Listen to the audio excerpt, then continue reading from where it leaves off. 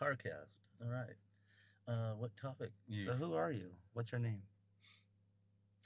I am James Francis Schaffer, a native of Southern California, recently transplanted to Nashville, Tennessee, Where were you born? the city of Orange. What year?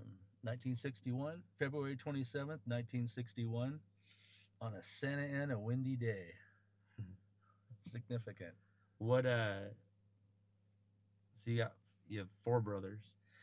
I have four brothers. One just passed recently. Pat lived in Minnesota for more than half his life. Your oldest is Pat the oldest? Hal Pat was the second oldest. Hal Schaefer is the oldest, and he's living in Dana Point, California. And we had a blast the other night. He came out, and we visited our brother Larry in Hemet by the Hemet Ryan Airport. Larry's the middle child? Larry's the middle child, yeah. Out of the five brothers altogether, he's the middle child, yeah. And then you're second youngest? Second youngest, yes. And then Chris? And Chris is the youngest, residing in Arizona right now. Nice. Oh. That's pretty, I mean, Pat, of course, it's sad, but you had all your brothers in your 60s. Yeah, Pat was 80 when he died. And that, yeah. But I mean, it's kind of a pretty cool thing to have all your siblings into your 60s. Absolutely. And 80 is a good, good life. Mm-hmm. So you're born in Orange? Yes. And then how much? So what do you remember of your dad? Your dad? Not a lot. Just that he was dedicated to his family. Worked a lot. Didn't do a lot of vacations, but he took us to the beach. Always fed his kids really good. You remember going to the beach with him? Oh yeah, absolutely. Yeah. That was fun. We go down to Corona Del Mar. Mostly, it was an easy access, really mellow beach to go to. So that's where we went. And then he passed when you were 17? Yeah. Wow. But I didn't realize, because I was thinking you outlived your dad, and earlier today I was like, well, probably by a long time. No. But only, you know what I mean? So, but it's weird, I'm 35. Right. And you just passed up your dad. Right. So your dad, how old was your dad when he had you? My dad was 50. 50 when he had me. 52 when he had Chris. Oh, my mom was 47 when she had me. 49 when she had Chris. Could you imagine that? No. 50 years old having two. So you so what's the difference between you and Larry? 4 years. Oh, so she kind of had three together. Kind of. She had, yeah, no, not kind of. She had three. So she had two and then three. She had two and then one and then two more. Yeah. Because well, 4 years, I mean, it's close enough to be together. Yeah. Yeah. I mean, probably not as a teenager. He probably feels, older. Right. Yeah, Colt and I are 21 years apart. Right. You know what I mean? Right. So I yeah. Yeah, that's the same. So look at Hal and I now. You guys, that'll be you and Colt. Yeah. Yeah, wow, that's something. Yeah. So what brothers were you closest with? So okay, they're out of the house when you're growing up? Yeah, Pat never lived in the house. Hal never lived in the house that I remember. Did they live close? Yeah. Hal lived in an apartment only a couple miles from the house. Pat was either in Vietnam or lived in Garden Grove. Or how long did Pat serve?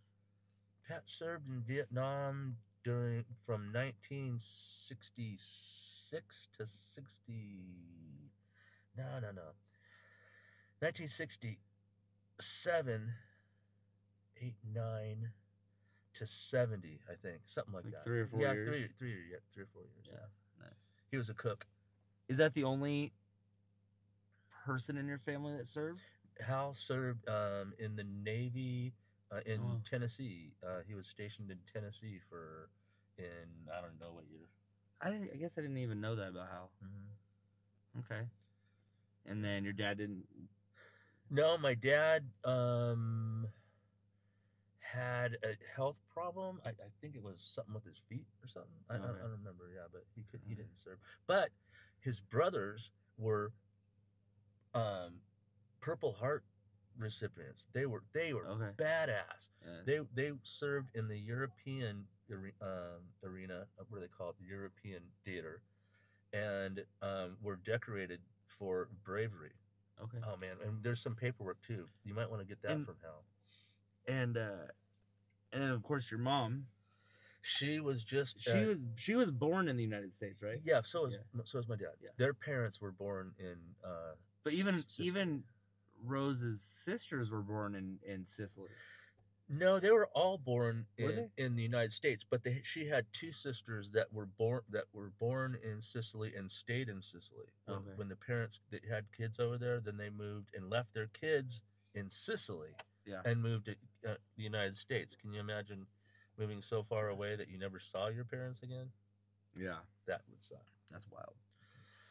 And Rose lived to 94? Yeah. 94. Yeah, cantankerous. Oh, I got the tattoo of Rose. my mama. Oh, I can't get it that way. Oh, I can't get it that way either. Jeez. Ugh. I guess we're not getting it. It's right there. We go. Rose. Yeah. Amazing woman. Very. Yeah, blessed. she had Alzheimer's. I mean, 94. You know, what I mean, Alzheimer's is inevitable. Yeah, but it wasn't serious. It wasn't that bad. It was cool though.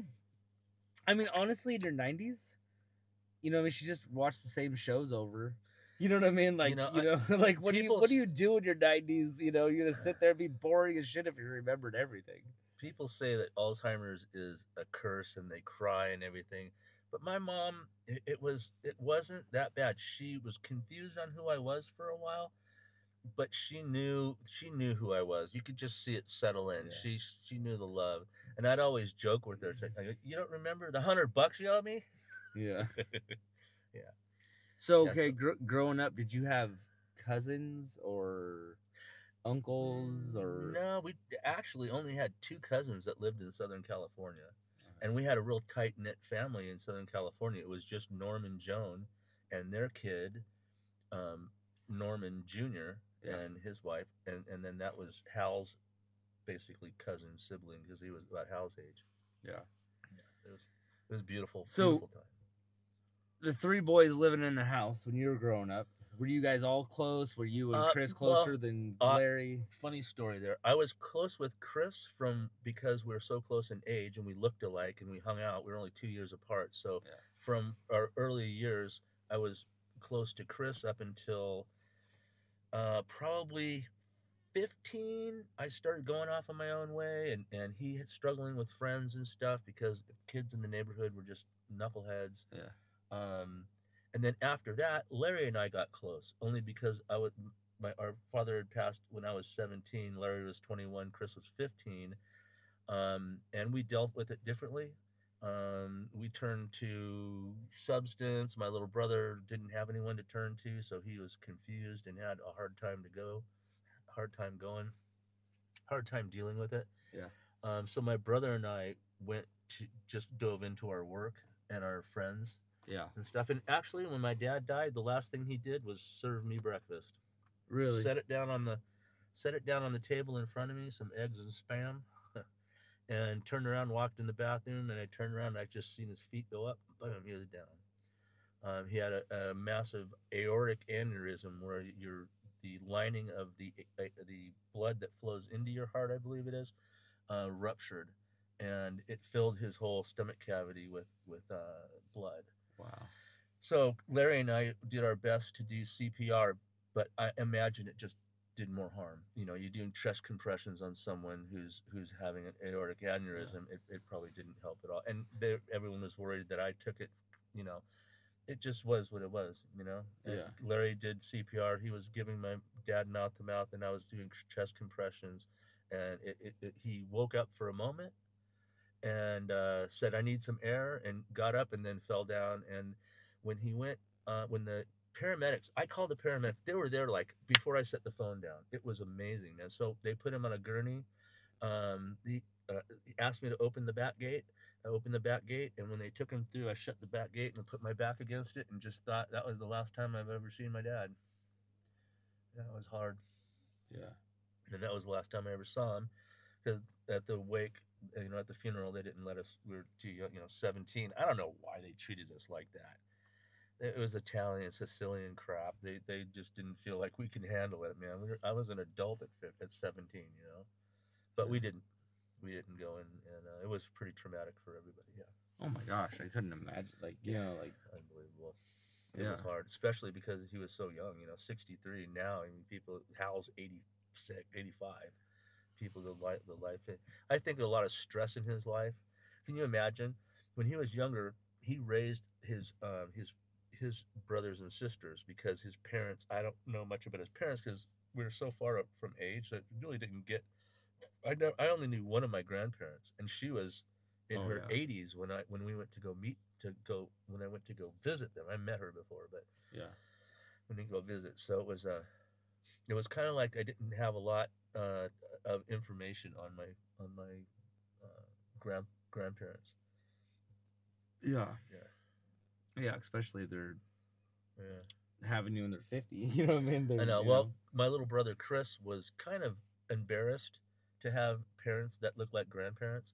It never phased me at all. I love my parents. I didn't think it was a thing, but for Chris, it was like, you know, everyone else's parents were like Hal's age, and our parents were like grandparents' age, and it was important to him. I don't know why. He just was kind of embarrassed by that. Yeah. And Larry was so far ahead of us that he was always getting an angle on things and always working the system, stressing dad out, and that was kind of like more stress than my dad needed. It was kind of messed up, but I don't hold it against him. It is what it is again. Well, yeah, when you're young, you don't, I mean, you're in your own world. You don't really know what's what. You're just causing havoc. I mean, so with Chris, I was great friends with him. I mean, we did so much stuff when we were younger. We were really close. Well, how old were you? You told me a story of the Santa Ana winds and the blanket with the skateboards. Yeah, that was my little brother Chris. So Larry didn't do much of that with us because what was that? What'd you do? Our street was oriented north south, and the Santa Ana winds come from the northeast and the north mostly, but northeast they really get kicking. So you can take skateboard, or your skates, and take a sheet, and each one you hold aside, and the wind, if the wind's blowing 40 miles an hour, you'd have to let it go. It would just blow you down the street. So we go to the local school, which is only a block away from our house, and the playground was oriented northeast, so you can go from one side all the way out to the other side, and just flat out through the volleyball courts, past the basketball courts, through the four square courts, all the way to the grass. Let go and do baseball slide out across the grass. Yeah, we really had a blast doing that. That was skates, skateboards. Yeah. I just remember you telling me that story when I was a kid, and I was just picturing you guys holding on to a blanket, just freaking hauling butt. And you could do it, on the way to school, you just take your windbreaker and hold it up over your head, and it's a personal sail. But if you really wanted to rip, you'd use your little brother as an extra. Yeah. We had a lot of fun doing that. And then so that from that point, once about that point, then when our father dying was a big pivotal point in our lives, and not only in the age group that we were, but in the time that it happened, and bad timing because we were just developing as people, and it's like, so Larry and I then started to hang out. He was a mason and a concrete worker, so I would do concrete and masonry with him. And then I met one of his buddies through our breakfasts in the morning, and one of them, liked me and knew I worked hard, and he goes, "Hey, can I use Jimmy for the day?" And that was it. I was working for Hewitt Development from when I was about 17. It was Hewitt Development. Hewitt Development, yeah. And I became his right hand man, and he hired people, fired people, and I always stuck with him because we became really good friends, and we remodeled houses. So we'd move into the houses that we remodeled, and he'd make bucks, and I'd make 282 a week. Yeah. He'd make all the money. Yeah. But that was it. I gained. Well, back in that day, you could, rent an apartment for $100. Oh, yeah. And I made some good. I didn't make good money. I never did with any of these guys, Larry, Bill, any of these guys. But what I got was amazing experience. So when did you start surfing or bodyboarding? Oh my gosh. I got my first taste of it when my parents took us to the beach once with our next door neighbor, and we had one of those blow up mats, and my neighbor, I was on it, and my neighbor dragged me all the way out into the surf, and a wave came over and barreled over us. And when I saw that, I thought I knew what that was involved with surfing, and I wanted to chase that. Yeah. So for How years. Old were you? Then I was probably only 12 or 13. Yeah, at the beach. Yeah. So did you get a bodyboard? Well, here's the thing: bodyboards were just invented in 1973, and that's right about that time. So they didn't come from Hawaii yet because Tom Murray was making them in Hawaii. Well, our next door neighbor, Todd, 2 doors down, his parents went to Hawaii and bought all 3 of their kids a bodyboard. Yeah. Larry still has, to this day, 2 of those bodyboards. Yeah, they're in storage. They're hammered, cat scratching. So Eric burned his name into one and his telephone number into one. There's still the bones, and these are the ones that Tom Morey made himself. I can't find anyone who wants to call them valuable. They should be in the Smithsonian, as far as I'm concerned. Yeah. So from that point, Todd and I were just we were hooked. He got a little car, and it was on. We were surfing from probably the jetties at Newport all the way down to Oceanside. Yeah. And so surfing was a huge part of our life. And so came, spending the night down at the beach and inviting all of our friends and bonfires at the beach and that kind of lifestyle. It was really a great time and a great place to live, and not really crowded at that time. Now it's all houses and packed. You can't do anything like you used to be able to do. Fires on the beach. Sleep on the beach. Larry and Chris bodyboard? No, Chris never did. Larry had a handboard that my dad. So you were the only bodyboarder in the whole group of brothers? Yeah.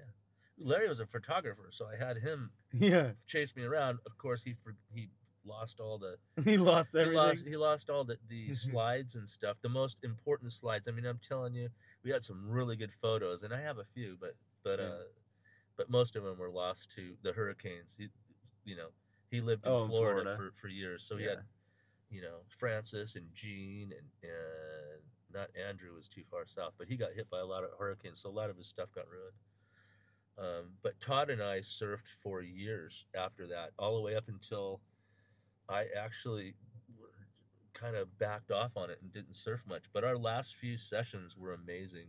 We went up to the Gulf oil jetty platforms in Ventura and surfed.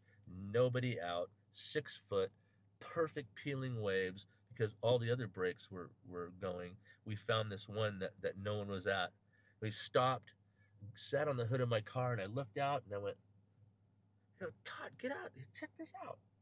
And we both like, we got to go out there. There's no one out, and it's perfect waves. So we surfed the whole afternoon, and I worked him, because when there's 2 guys, you fight for the waves. So if you see if you're good at calling waves, you can see the first one that's kind of piddly. You go, I'm gonna get this one, and Todd turn around and get it. And I'm like, yeah. So you let him get paddle over and then catch the one. Yeah. So yeah, it was a really cool. I'd like to do more. I've done. Well, you have them. I have. They're in my storage. They're sitting there, the baddest bodyboards. Here's the story. When I was younger, I had no wetsuit. So we talk about cold water jolting. I'm sure I had hypothermia several times. I had all the time and no equipment. When I got older, I had all the equipment and no time. So you would go out when it was cold with no wetsuit. Shorts? One time, just board shorts. And Todd had a wetsuit because his dad had money. He gave him a wetsuit.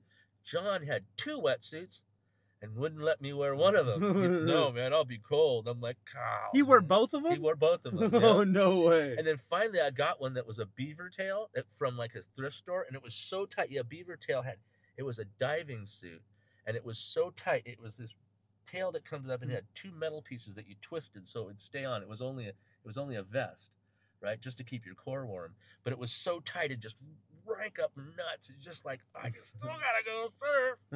Yeah.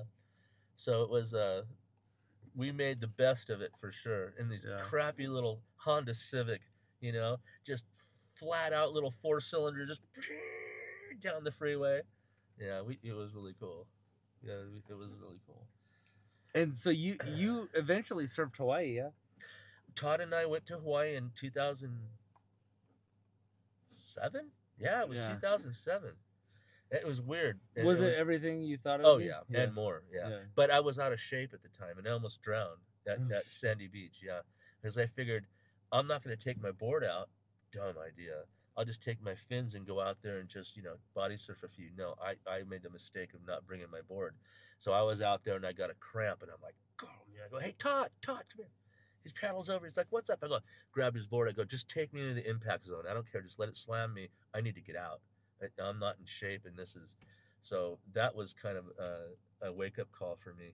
I went in and I didn't go back out that day, but we did go out at. Did you bodyboard? Yeah, at log cabins on the North Shore. That's the southeast shore, southwest shore. We went to the North Shore and rode from log cabins all the way to Pipeline. But at the time, you just didn't paddle into the Pipeline lineup. It was localized too much. Now it's with the. What do you mean localized? Were they? The guys were you would never get a ride because everyone's taken off. It's just locals only. Yeah. Now because of the internet and the connectivity of the planet, everybody rides there. It's just like it's no longer locals. It's your ability. So yeah. Hannah and I don't know. I remember where we were, but we were out with no boards in the ocean, and it got a crazy, like, what's the one where it pulls you up? Riptide? Yeah. And we got stuck out there, and then it was, like, bad. Oh, yeah. And I got through it, and Hannah didn't, and she was out there, and I had to let myself get ripped back out to go get her. And it took. I think we just kept going down into wherever, but we got sucked out. It was pretty crazy. I just remember having to go back. I took your mom bodyboarding. Really? Yeah, I took her out at Dana Point, right where you remember you went to the hospital. Freaking yeah. I went off the top of the wave and just sailed, and then went and bent, did a freaking fold backwards. We were watching, but I took your mom to Dana Point Strands. And we both went out, and we were riding, and I rode in, and I look out there, and she's going like this. I'm like waving to her, hi. She was like, help. And I'm like, hi. Yeah, so she's like, and I paddled out there, and she's like, Tim, you see, I was asking for help. I'm like, no, I thought you were just out there having fun. It was not that big of a day, but she was struggling. Yeah. So. That's funny. She's probably pissed. Yeah, it was a... One of my funnest days was, remember those with Elijah, and it was like those perfect little waves. Oh my gosh, yeah. And he's what, 3 years old, 4 maybe. I got pictures. 4. I got pictures. That big old picture I got in my room. Yeah, of sitting in the sand, but just throwing him. He just take it in. Two football fields. Yeah, he was. Yeah, that. Those kind of days are the days. I wouldn't trade a big wave day for nothing.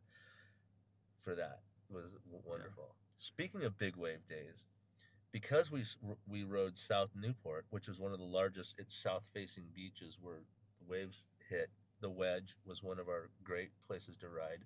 There wasn't a lot of crowds back then too, so I would always wait for someone to come out because it's just too treacherous to ride by yourself.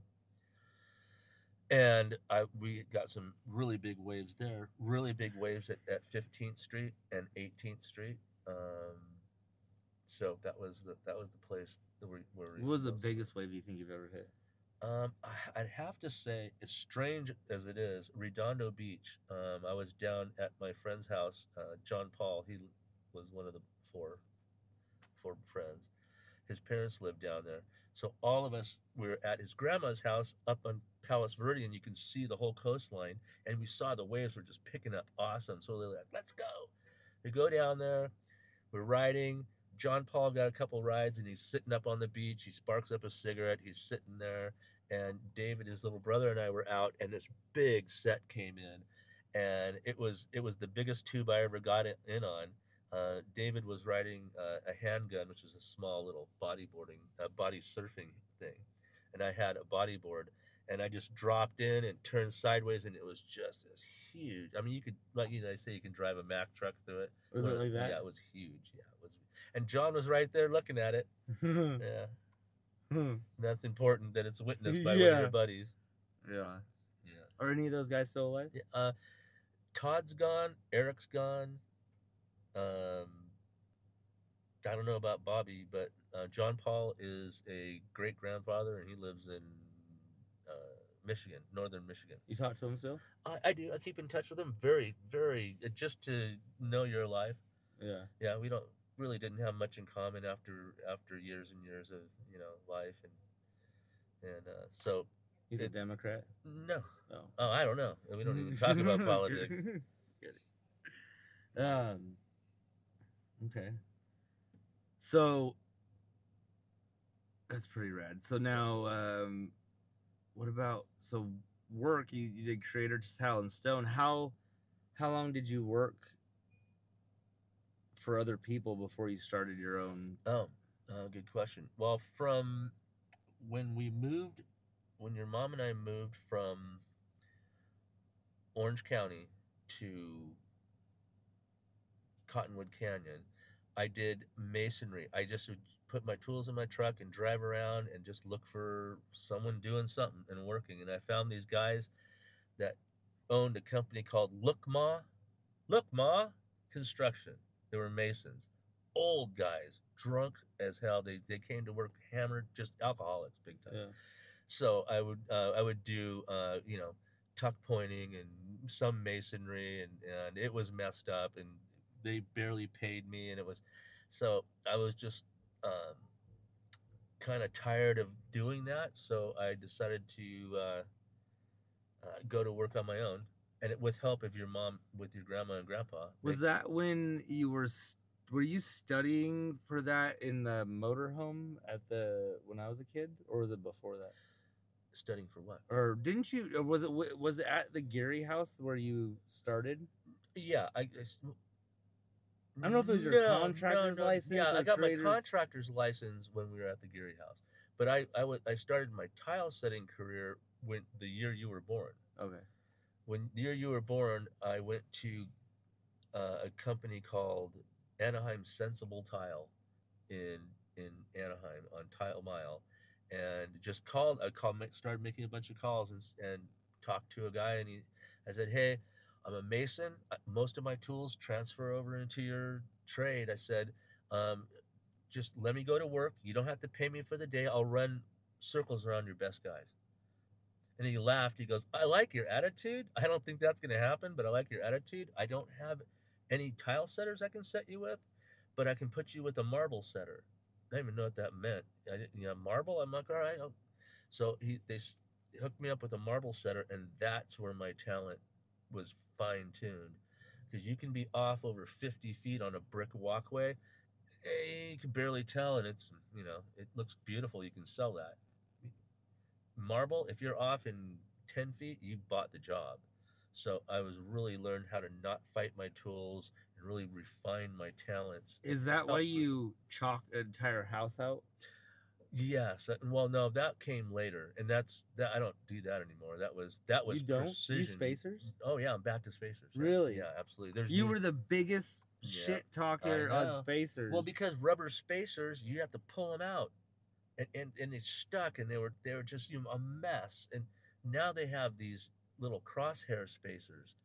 Now I don't even use those. Now they just have levelers, and some tiles don't even need spacers. The way that they make the tiles, they're perfectly rectangle or square or whatever you're setting, and then at the point where at the bottom of the tile, it kind of bevels in, So it creates a perfect 1/8 inch tile. So you just butt the tiles together. Oh, like you touch them and then it makes it look like. Yeah, and I love those. When people buy those, oh, my job's a breeze. Yeah. No, I did quite a bit of helping you when I was a kid, and I just remember spend an entire day chalking out the house. But the reason was, when you're doing a giant house, that on a hallway wall you didn't have an inch and a half tile all the way down the hallway. I knew, right? And I can hire a guy to start on the one side of the house, and I can start on the other side of the house. And as long as you stayed on the, let's just say, northeast corner, whatever corner we decided, as long as you stayed on that corner, every grid was perfect and square. By the time we met in the middle of the house, there was that 1/8 inch joint, and it worked perfect every time.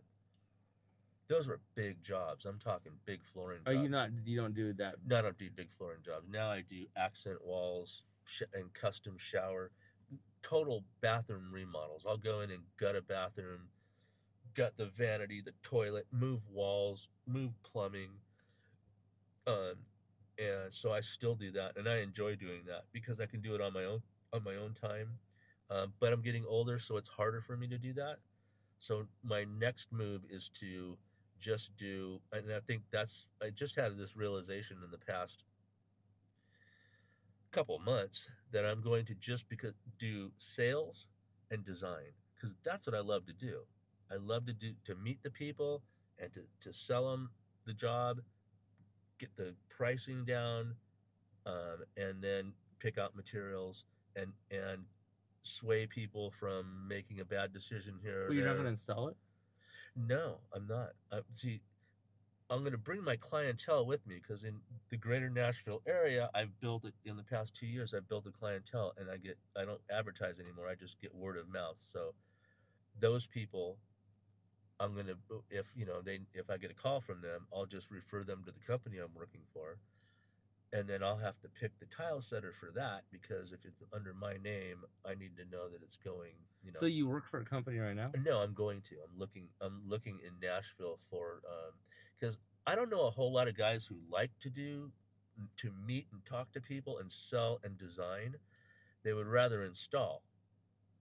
Now that I'm kind of done installing, because it really is hard on your body, man. I mean, especially when I set up, install it, and I do everything from in the entire day, and on every job I've ever done, I clean up at the end of the day like I wasn't there.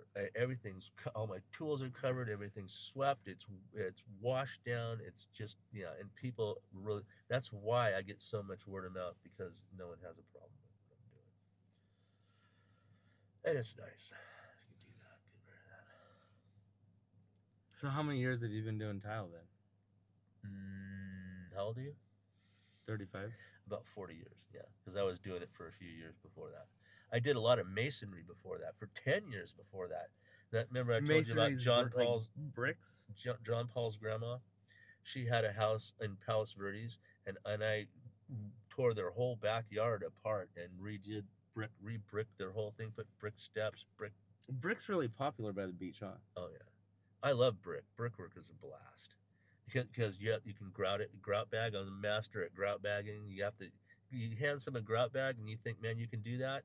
It's difficult to do. Oh, you have your forearms. Oh yeah, and your back, your lower back, man. Your lower back could be burning by the end of the day.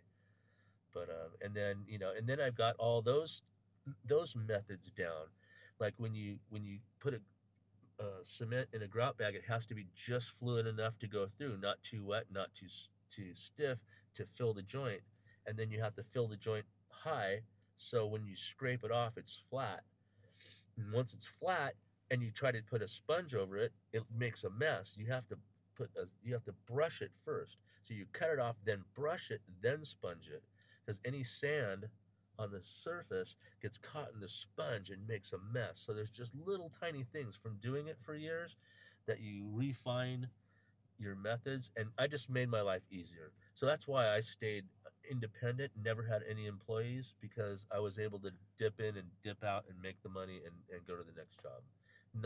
And most guys are just like, I don't know how Tom Reno in Canyon Lake ever stayed in business. He hired me. I was working. He never had to tear out anything I did, but he had several guys working for him. And at the end of the day, Tom would be gone. I'd walk up to him and go, "You're tearing this out. You might as well tear it out now, or you're going to be doing it with a sledgehammer tomorrow." "Oh, no, man, what are you talking about?" Next morning, get over there, the guy would be hammering all the work he did the day before out because it wasn't. Tom would go, "I want your work to look like his work." For me, I'm just like, I don't argue with my tools. Just don't argue with your tools. Don't argue with your levels. Don't argue with your tape measures. Don't argue with anything. The tools are right. And a lot of guys just rationalize their way through a job. "Oh, this will be okay. Yeah, it's like this because of this." No, if it's wrong, it's wrong. Yeah. Yeah. No justification of that. So that was before Creator's Tile. Then I was able to, and because I wasn't a really great student in school, I really doubted myself about being able to get a contractor's license. But every contractor I worked with Tom Reno, they would come up to me and say, "Look, we'd like to use you instead of Tom." A couple guys told me this. If you get your contractor's license, guaranteed you'll be making bank, and we won't even have to use these other guys because they're just they just hire other guys and they're a pain, and we like your work. And a couple of guys from church. It was good to be plugged in with church. So when I got my contractor's license, for the first time in my life, I aced a test. I aced the trade part, and then I came back out. I called Krista and I told her, "I aced it. Cool. I'm going back in to do the law." And I came out and I aced the law. And I finished both those tests before anybody, which surprised the hell out of me. I thought, "Oh man, I don't even know how this is a thing." I finished them and got top scores of the class too. Man, talk about floating on air. Got my contractor's license and I was out the gate making bucks and building dog grooming vans and building the ranches. And that's what my next question was. How did you? What was it like? I mean, I guess your perspective. You know, we bought 12 acres. That was an illegal dump. Yeah, and completely transformed it, and it ended up having another 12 acres of being 24 acres. But I mean, completely transformed that. We had, what did we have at one point? Close to 70 horses. That was the number. Was that 70? Which 20 of them was ours. Yeah, boarding or personal and lesson horses. Yeah. So we had 50 boarders and 20 personal or lesson horses. Expensive lifestyle. But I mean, completely tearing. I mean, because there are so many obstacles. I mean, how many? We started with, what are those big roll-off dumpsters? Yeah. And just started filling. It was an illegal dump there. It was. There's a bunch of Mexicans came and made an illegal. The story behind that is so mind-blowing. We moved on the property and put the mobile on before we signed the papers to own the place. We had to do it like that in order to make it happen. I don't remember what the. Oh, did it have to have it had to have a dwelling on it, and the dwelling that was there was stolen. They said, the owner of it said, "No, there's a mobile on it." No, there's no mobile on it. "Yeah, there is. No, the mobile's been stolen." And so we had to put the mobile on it in order to somewhere along those lines. And then the guy came out from back east, came out and saw it and signed it off, and the property was ours. Yeah. But still, we had problems because we had the county telling us that we had to get rid of all the dump that was there. And they came once and knocked us down, and they came another time, and we weren't totally done, but the lady was in her car, and I walked up and put my hand on the thing so she couldn't get out, and I was talking to her through the window, and she looked around. She goes, "Oh, okay, well, I think that all looks good." And so we still had a ways to go, but she wrote it off before it was completely done. Give me just 1 second. I want to see where we're at on the charge. 96. Oh, no, never mind. All right, keep it going. Yeah, It was a and the guy who did it, how I met him, he was up at the Menifee Market. It used to be a gas station. He was The Menifee Market had gas. Yes, yeah, back when it was Englehart's. Yeah, Englehart's owned it first, and it was an old Englehart. Oh man, I tell you what, Menifee was magic when it was young, man. That we scored when we moved to that area. Oh, because there was no AMPMs or anything. No, nothing. It was the only market that had any gas. But the guy who was bought the market from Englehart's had to get rid of those because of EPA rules that you can't continue a business with those tanks still in the ground. So they had the tanks removed. There's this guy up there, and he's removing them, and we needed that done. So I started talking to him, and he said we offered him money for it, and he said, "Yeah, I'll do it." And went down there with his dump truck, and this guy was an animal. Oh, the guy in the Bobcat, yes, and he was yes, like wheeling, like he was on two wheels, and I remember looking. And just this big old burly guy, and he came up crying one time, like, "Why are you crying?" He goes, "I ran over some bunnies." But you know how many bunnies he ran over? He didn't know about snakes and bunnies, and I don't know, who knows what else he ran over then. But yeah, we ended up doing that and starting. Then you built that. You built so much, but the one on the back left with telephone poles. Well, first we built the arena, the oblong arena. Yeah. I didn't have any aerial view of that to do it. Now you look at it, it's a little off, but it was a race, like a racetrack that we went to Rancho del Rio riding stables on the Santa Ana River off the 57. They were auctioning off all this stuff. So we went down there, bought it while it was in the ground for $600. We're auctioning it, and Krista bid against herself and cost us an extra $100. I'm like, stop! We already got it for $500. So I had to go with the big horse trailer and take post hole diggers and dig the concrete out, cut it off with sawzalls, take it out of the ground, take sledgehammers, beat the foundations off of it, then load it in the trailer and drive it from Anaheim to Menifee. I'm telling you, we were like committed to building this ranch, man. And we did. And that arena sat out there, piled up, because I had to work too, it piled up until I can get time for it. When we lived at the Geary property, Krista's cousin worked for Edison down in Santa Fe Springs, and I asked him, I said, "Hey, if you have telephone poles, I'd love to get them. I'll figure out how to get them. You just let me know when you had them." He calls me and says, "I've got them. I had no way to get them. My next door neighbor, the first time, Larry, he drove this big old transfer trailer. Yeah. No, not transfer trailer. Big flatbed. The 40-foot long flatbeds on the back of a big old diesel. Peterbilt. He pulls up empty for the first time ever. And I walked out there and I said, "Hey, Larry, you want to drive to Santa Fe Springs and pick up some telephone poles?" He goes, "Yeah." He goes, "Just give me $100 for gas." I go, "Awesome." So all those poles that went on for that, which is still there, and no one moving those things, cost $100. And then those got dumped off to the side. They sat there for probably 3 or 4 months because I had to work before I can make my plan of what I knew what I was going to do. It was cool though that you would do a 4-month job and then be on the ranch for 4 or 5, 6 months. And then go 4, 5, 6 months on a job, right? Didn't you do that for a few years? Yeah, but mostly I would dip in and out of the ranch because we went to Calvary Chapel, Menifee. I had a lot of work from the church, so I tiled I'm telling you, I tiled everybody's house in the church. Everybody and the church. Yeah. That was a huge contract too, which was really cool. That was close to home. I wonder. I haven't been there. I wonder if those have to still be the same floors. No, I don't know. The bathrooms are all the same. I think my favorite part of the whole thing was the coffee house because I got to do all the freeform slate floors up there.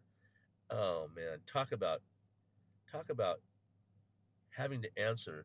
I answered to the pastor, his wife, the designer's wife, and it was like finally it was just the line that we used was the original line that I put in. I'm Yeah. like, it wasted a whole day going, no, I think we need to make it over here. No, we need to make it over here. By the time we were done, it was exactly where I had it. Yeah. So yeah, lots of opinions involved with that.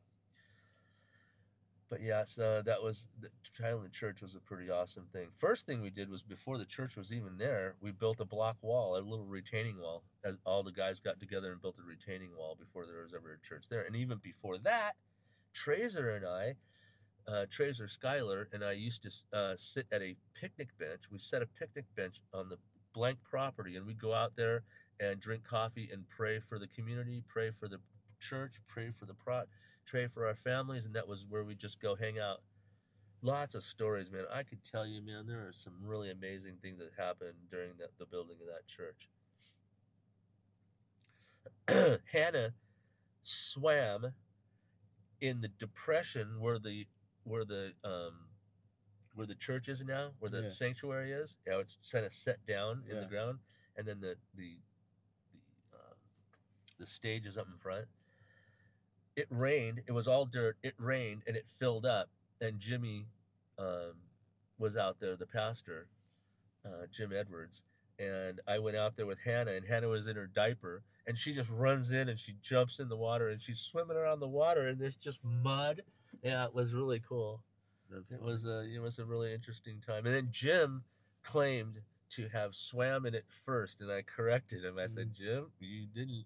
Hannah was the one that did that first. Yeah.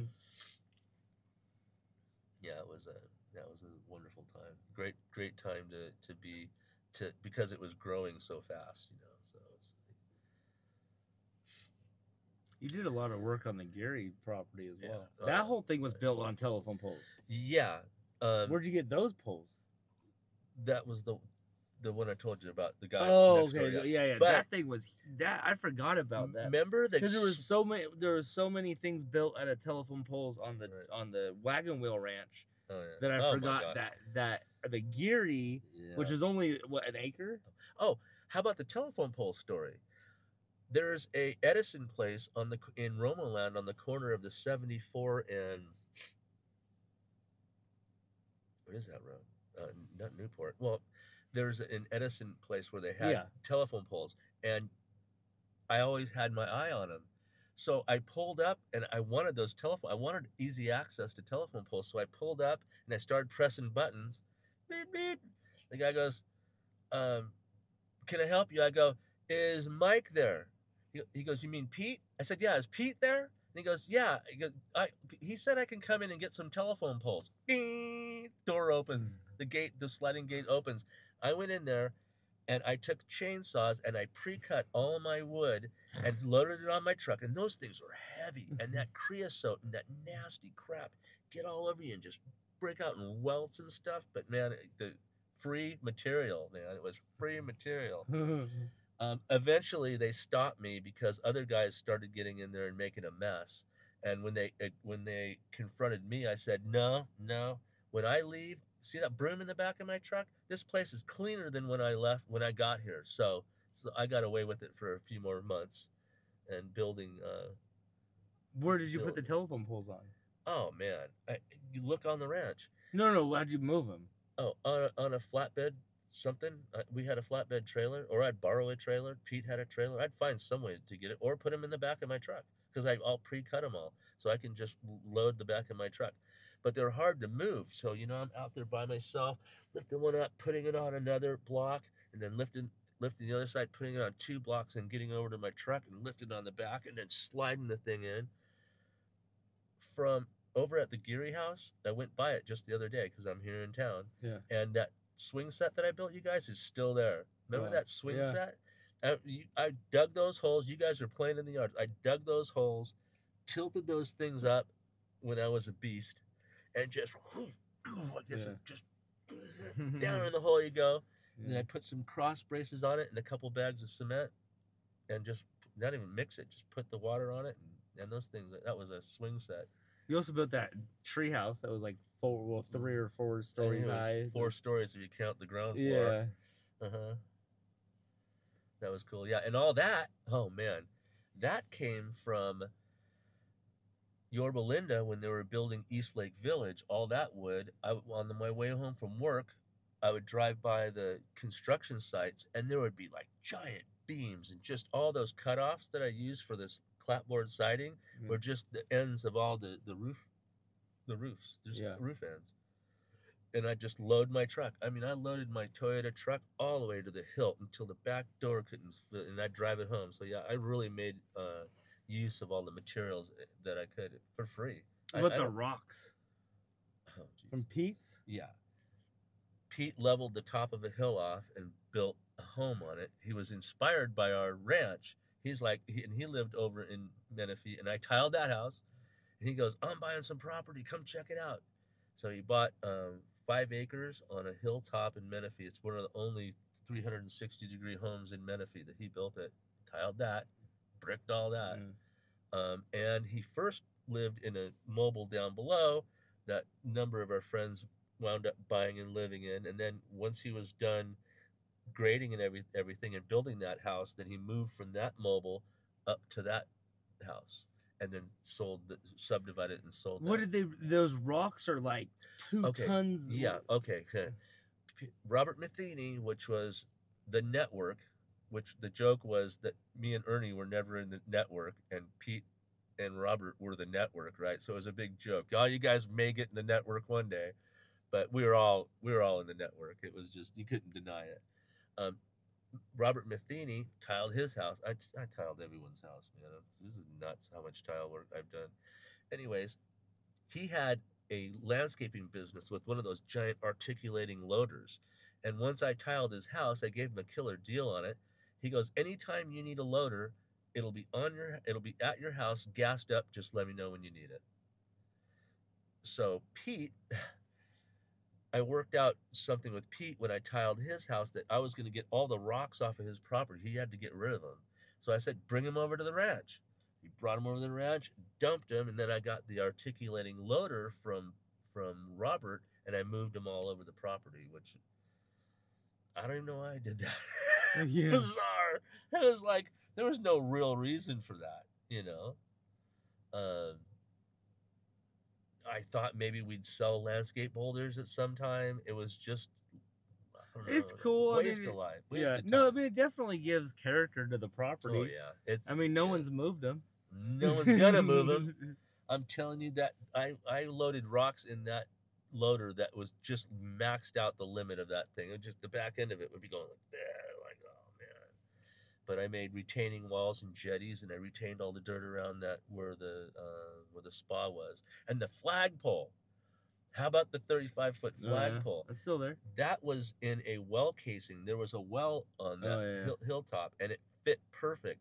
I took the tractor, and it was a light standard, like one of these light standards out here, but much better quality. It was full on aluminum or titanium, whatever the hell they make them out of.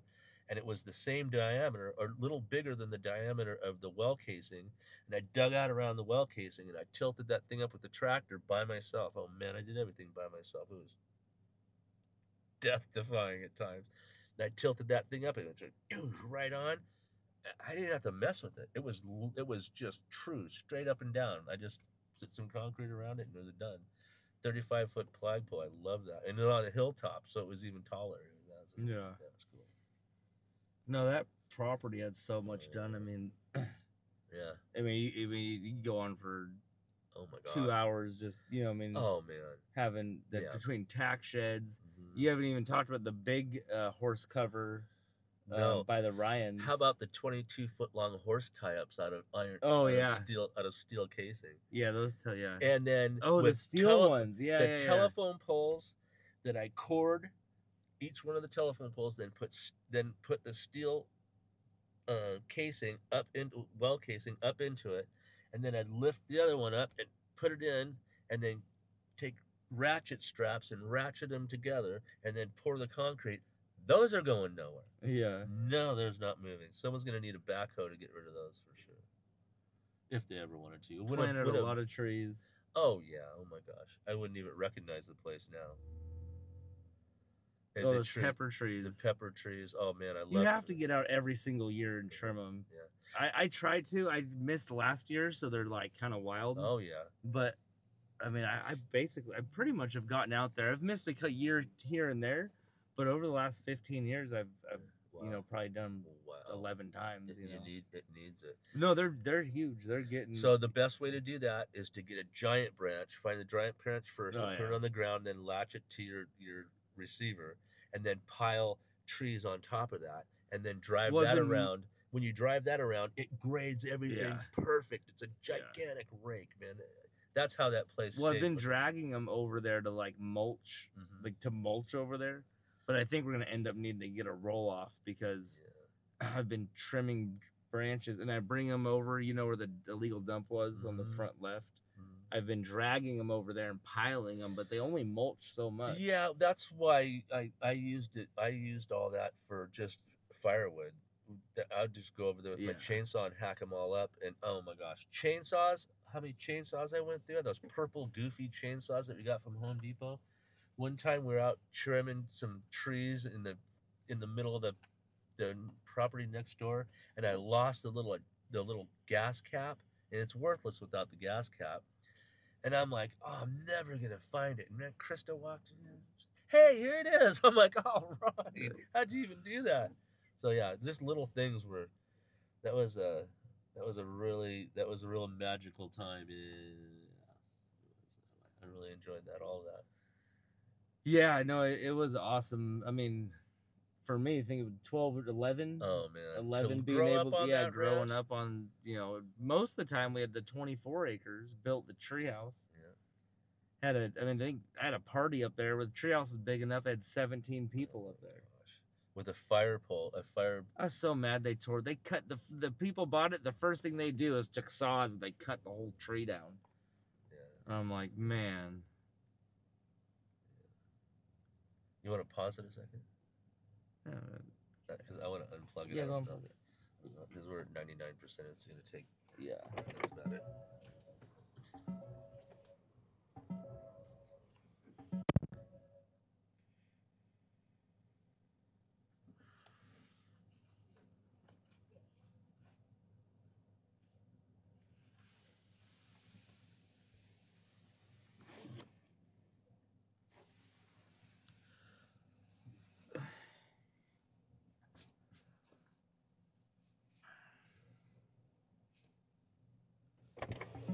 $20.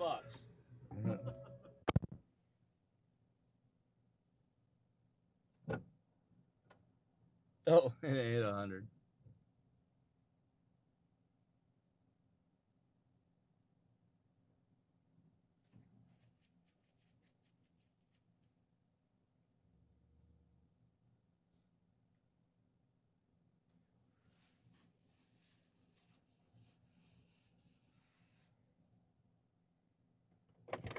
The millisecond you pulled it out, it went to 100. Oh, like I watched it hit 100 and then her pulled it out. Well, 262 miles is the range. Yeah.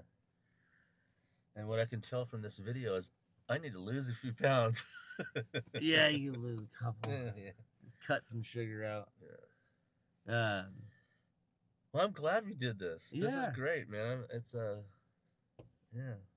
No, it's just cool to hear, you know, your life and your. With my son talking to you that you can totally relate. I'm sure there's a bunch of stuff that we haven't even. Oh, you can't even touch.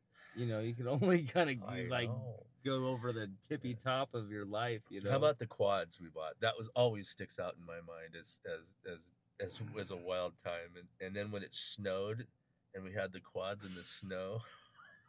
Oh my gosh. That was bad. Driving down Scott Road towards the market on a quad with cars driving. It was like it felt like we were at. Well, do you remember the day it snowed? Yeah. Do you remember the night before it snowed? No. You don't? No. No. When I got caught from the cops still in the truck. Oh no! Was that the night? That was the night, and then you were like, "You can't ride your quad." I'm like, "Dad, it's never gonna snow again, again in Southern California." Remember, you ran into the shed, and the cops are. And I go, yeah, that was that night. It was, oh my god, that was that night. No. And then, so then you were like, "You're not riding." I'm like, "It's never gonna snow again in Southern California. It just you can ground me tomorrow." Well, if you were grounded, I rode. I remember riding. No, I rode. No, did you? Okay. Oh no, you guys never grounded me. No, I don't even want to get into all that. I feel a little bad. Right. I know. Well, the lights will turn off in a minute. But you know, I feel a little bad. I was kind of a wild one. You know. Yeah, it was a wild time, but the help that I got.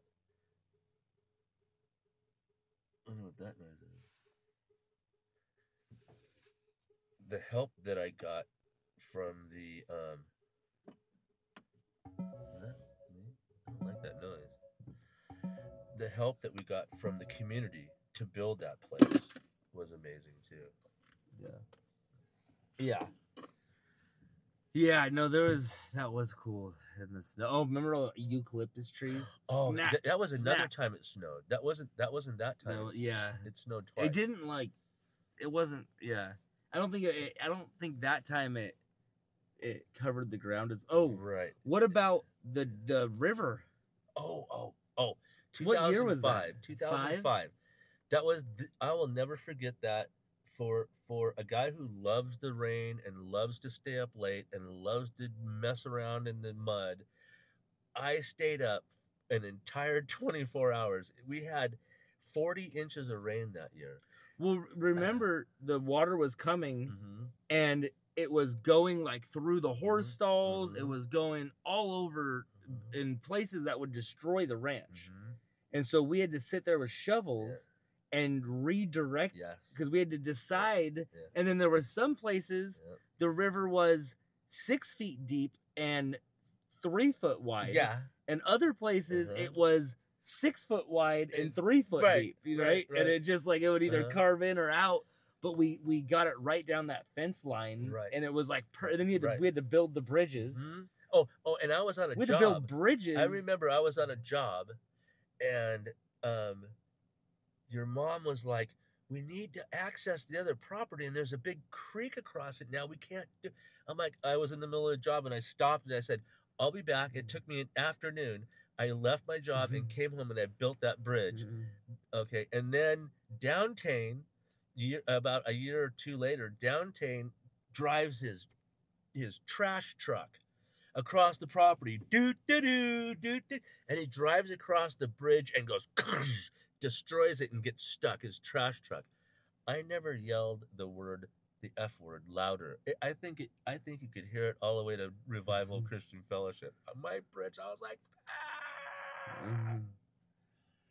Yeah, we repaired that. But now I've got a trash truck stuck in my yard, and we have horse people, and this guy can't stay. Robert Matheny and Pete Evans. Did we drive pickup trucks over it?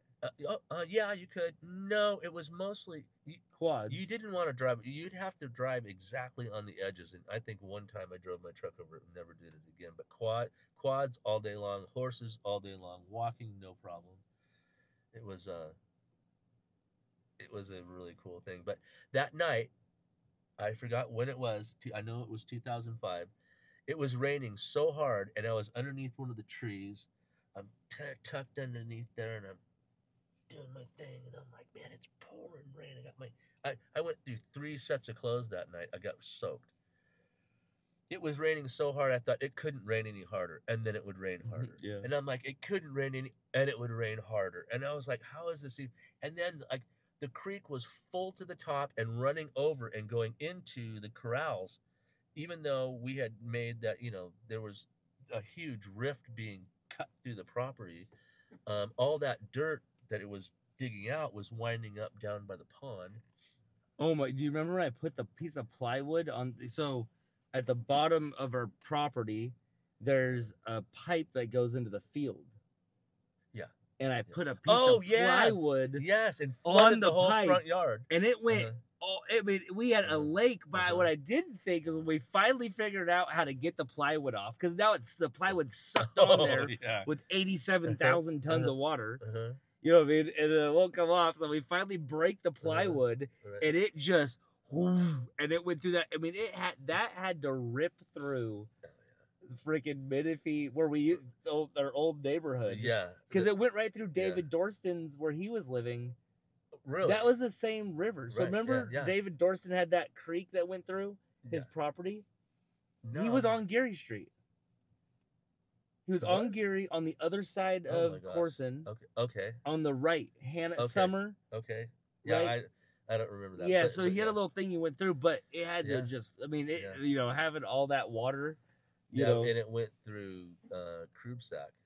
Yeah. First. Yeah. And then first, and then out through there and down. Yeah. Yeah, that was a blast. That was all that, and then we had a cemetery on the property. We had to. Oh yeah. We buried goats and dogs and cats and horses and ponies. Well, actually, Krista buried the horses. I had nothing to do with that. The horses died after I left, but the pony, Two Bits, was buried back there. That was That was really hard for everybody because Hannah's horse, and then me and Dr. Cobb, and I dug the hole at the front of the tractor, and Dr. Cobb walked over there, and it was a mess. That was a sad time. But it was just part of life. That's what we had to do. No, you can't even scratch the surface of the events that went on the ranch. Oh yeah, we can just pick somewhere on the ranch, and there's a story about it. Well, the fact that we built a treehouse when I was 16 to live in.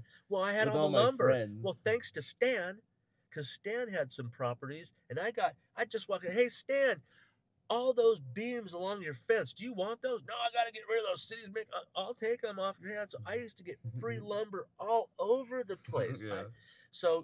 I had all the lumber, and it was just like, okay, you want to build a treehouse? Here's some lumber. Let's get it over there. And before you know it, we had this immense treehouse and this beautifully humongous pepper tree, man. And then the beehive that was in there, those bees Africanized, and then they killed the ones. They killed the two horses. That was wild. Yeah, that was wild. And then Stan, we had bees in one of the buildings, and Stan just went and ripped the whole side of the building off and kind of got all the bees, but never got all of them. So they came back. So the whole side of the house was ripped apart, and we still had bees. Thanks, Stan, though. That was free bee removal. Yeah. But Stan, I just visited Stan, and he's in his mid-80s and not doing good, and he can barely walk, and just life goes on. Tom Furman's still over at the Wooden Nickel doing his thing. He's 80 something with prostate cancer and still running as if he doesn't have it. He just goes, I'm going to go down and get some proton treatment or whatever, radiation treatment. Not radiation. Radiation, not chemo. He's right back in the next couple hours up on the roof, pounding nails and ripping stuff off and doing all the work on it. I don't know how that guy does it. He's a special human being, that guy. And he's going to be running for city council again. No way. I swear he is. Yeah. Menifee City Council. So They're the same guy that would go to a restaurant after a group of people left and start bagging. Didn't matter. We walk in a restaurant, people get up and leave. He'd just walk over and start talking, grabbing some stuff, bringing it over to the table. I'm like, what the hell, man? What are you doing? They left it. It's perfectly good food. Or after a quinceañera on his property, he'd just go to the dumpster and open it up, and there'd be tins of tacos and stuff. He'd just pull them all out, put it in the refrigerator. Anyone hungry? There's food in the fridge. I'm like, nobody's hungry, Tom. Are you going to be eating all that? Wild. Yeah. That was, if it wasn't for Tom Furman and Stan Lorky, Chet Chapman, and that's it. Those three guys and me, we helped build the Wagon Wheel and the Wooden Nickel to their glory, former glory. Yeah, Tom's still moving along. Yeah, he's really working the system. His estate will make some just sick money off of that property. Oh yeah. Yeah, because eventually builders are going to build that. They got to widen the road. Does he have kids? I mean, no, he has his son died when he was about 15. Don't remember how he died. Um, some whose sort of son was the accident. one that was badly burned? That was Mikey. It was nobody's son. He won the lottery. It couldn't have happened to a better guy. Yeah. Did he really? Yeah, he won the lottery, and he was a roper. No, he was a bull rider. Yeah. And he always had a hard time. Not everyone. Tom treated him like crap. Everyone else treated him great. Mikey was a great dude. He is a great dude. I don't know where he is now, but he wound up um, winning the lottery and making some like $500,000 or something, or more than that, or I don't know what it was. But and his life would turned around good because he had a hard way to go. His mom had cancer. He was a burn patient. His brothers and sisters were tragic. It was just tragic life, and but he kept plugging along, and finally, you know, the I say the cards were dealt out to him in different ways where he didn't have such a hard life because he was like bottom man on the totem pole for I don't know what reason. He's a good great guy, worked hard. Yeah, that was Mike. I forgot his last name. I might call him Mikey. Yeah. Dan's still over there. I saw Dan. He was a late comer. He was a late arrival to the scene. He came in from Where did he live? He lived in Oregon. Wound up drifting down here and knowing a girl that was on the property, and he came on and he never left. Like Chet. Chet still live there? Chet. Okay. Chet lived on our property once he got out of jail when he was younger. He moved on our property, and I said, you can stay on our property as long as you need to, but he was drinking too much beer. And I said, you were just like 2 years old. I said, I got my son, man. You can't just be powering beers and living on the property. Let me introduce you to Tom. He's got a place over there. You can probably help him make some money. He moved his motorhome over to Tom's house, parked it there 35 years ago. It's still parked there. He still lives in it.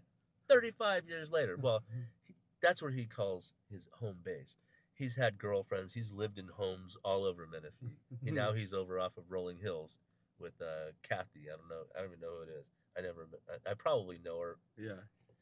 But that's where he is now. So he touches bases. But he still has the motorhome parked in the same spot. Yes, and he was so integral in building the Wooden Nickel Ranch that he's actually in the will there to when Tom dies that Chet is going to have enough money to have a place to live eventually. Oh wow. Yeah, that's what Chet was telling me, and I hope so because Chet's got nothing. He's an excellent tile setter, but gives his work away. How long did he end up going in? Because a guy threatened him with a shovel, so he went into Tom's office and got a shotgun and said, "Don't come any further. You're not going to attack me with the shovel." And the guy came at him with the shovel, so Chet aimed above him and shot over his head, and the guy kept coming at him, so he raises up and shot again and just didn't quite get it over his head and peppered his jacket and never even punctured his skin. Never pressed any charges, but the DA picked the case up and put him in jail for about 2 years. Yeah, for shooting someone, which he never shot anybody. Which is kind of dumb when someone's attacking you with a shovel. I mean, yeah, you could that's what these prosecuting DAs are. It's just. But then I not being there, assume they're probably like, you better take the 2 or we're gonna go for 10. Yeah. So he went to Tehachapi, then he went out to there's a jail out in Hemet, North Hemet, somewhere out there. And finally he got out and moved over to a ranch, George's ranch, another old boy that was a it all ties to, remember I told you about Billy, the first guy I ever first worked for? Yeah. Somehow all these people are connected and they knew each other. How all that happened is the weirdest thing. It was a small town back then. So guys knew each other. So George knew Billy, Chet knew Billy, and I met Chet completely Where did you meet Chet? I met Chet. Okay, well, let me go back to. Um, okay, okay. I met Chet when I was working. Oh, this is really cool. On the corner of Collier and Grape, or Cherry, where Cherry comes to Collier, there where you take Yeah. Elijah to school, is a little industrial complex, and that's where my business started. That's where I got my foot in the door in tile in Elsinore. So Elsinore is where I started my career. Um, Chet worked for him for the longest time. I think Chet worked for him for like about a year, and no one worked for this guy for any amount of time. The guy would fire you. Chet was good enough to stay with him. When I came to work for him, I don't even. I met him through another contractor who referred me to him, and that's where I met Chet in Canyon Lake. Shook his hand, and we were friends ever since, and we still are friends. And that was 40 years ago. Time flies, brother. I'm telling you, time flies. So that's where I met Chet, and then Chet's life kind of took him off in different directions. He got himself in trouble a couple times, wound up in jail a couple times, and the whole time I would send him letters. And when he got out, I'd buy him. I'd go to a local um, uh, burrito place. If I got a burrito, I'd get two burritos and find Chet, go out and find him, give him a burrito. Man, he was so thankful. He was just like, man, I haven't eaten in a while. Man, that's awesome. So we're starting it over. No, yeah. All right, sir. Well, who are you? Yeah. So that was the story of Chet, and he's doing good now. He's gone up and down. He looked like hell for a long time, man. He the world. Uh, he let the world get to him, and now I just saw him just recently. He's put some weight on, doesn't drink as much, doing a lot. He still doesn't charge for his work. I'm still trying to get him to charge at least, not even, you know, going rates. In order to get work, you gotta work the price with people. It's like, but you don't have to work it like you don't have to work it as hard as he did. I'm like, man, I'd be making. I would make on a job. I'd make 3,000. Chet would make 1,200. Yeah. He never charged. And people, they'll pay that price. You're good. They're gonna pay the going rate, because people that I might charge 3,000. Chet might charge 1,200. But there's guys charging $4,000. Yeah. So there, I was always in that little. Yeah. Yeah. So other than that. So what? So I guess when we're probably an hour and plus on here. So my big question is, what life advice would have you taken from 63 and a half years on this planet? Oh man. Well, my relationship with Jesus Christ is my faith in God, and my relationship with Jesus. That's why I named my company Creator's Tile, is because it was never about me. It's always about God. I'm just a vessel, and I'm the only reason why I can do anything is because He allowed me to do it. He gave me the ability to do it, and I was willing to do it, and I stepped out and did it. So when I'm working, I talk to myself a lot when I'm working. If I'm not listening to rock and roll or some classical music when I'm doing my work, when I'm doing stuff, I kind of like say, like, let's do this, or let's do, oh man, now I got to do this, or oh, I got to clean up. Man, time's getting short.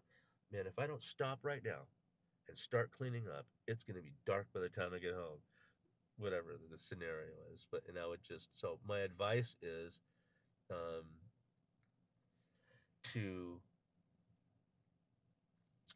refine your relationship with God, and um, and your salvation. Accept Christ as your Savior and let Him run with your life. Nobody's good. No man is good. We all struggle with the good and the evil in our lives, and it's a dance that we do. So my advice is always seek God, because you know no one knows if they have their next breath, right? Okay, he really wants to talk to you. Um, So I'm sure there's something that I'm not thinking of, and I'll think later and go, man, he asked me that really pivotal question. I should have this. No, I mean, that's probably the most, not probably, that is the most yeah. important thing in life is a relationship. My daily with God. walk with God has got me everywhere I am now. For the relationships that I've developed, my friendships that I've developed, they're always predicated on my relationship with God. Yeah. You know, I used to be a lot better of a person. I used to go to church. I used to read my Bible more. And the Bible talks about that. You know, if you're not moving forward, you're moving backwards. And, you know, you must repent of your sins or you don't share in the salvation. And Jesus loves us tremendously. And I see that. And I see God working in my life in these really specific ways, which bolsters my faith in God. And I can't share that with anyone else. I don't know how people get on an airplane. An atheist gets on an airplane. You know, I just don't understand how that's a thing. But yeah, that's my advice. My insight in life is my relationship with God, and I've triumphed and I've failed at a lot of things. I've tried a lot of things and failed a lot of things, and sucked at school, and made it happen. Yeah. All right. Well, we're getting calls on calls on calls. All right. So. Are we ready to go? Oh wow. Hey, I love you. I love you too, bro. I call you bro. I always say bro. You're my son. I love my son. All right. Tremendously. Couldn't love him more and more proud of him. Love you. Love you too. Peace out.